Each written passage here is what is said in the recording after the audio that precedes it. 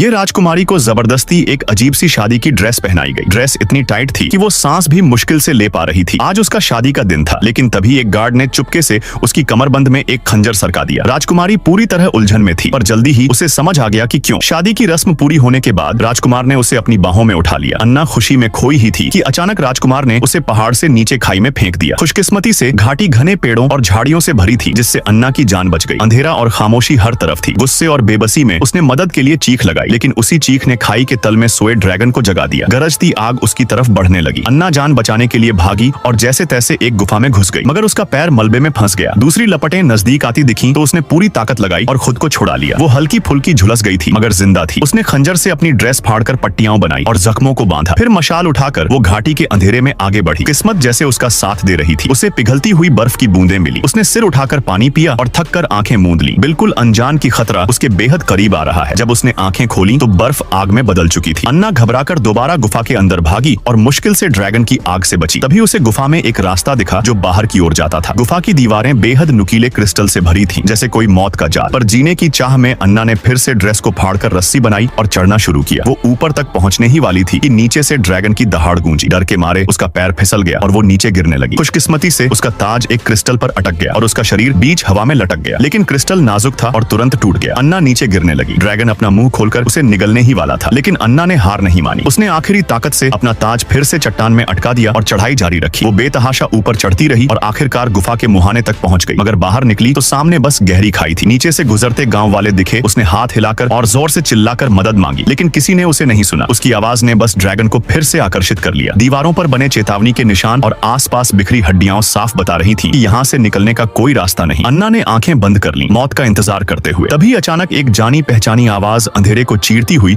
उसके कानों तक पहुंची।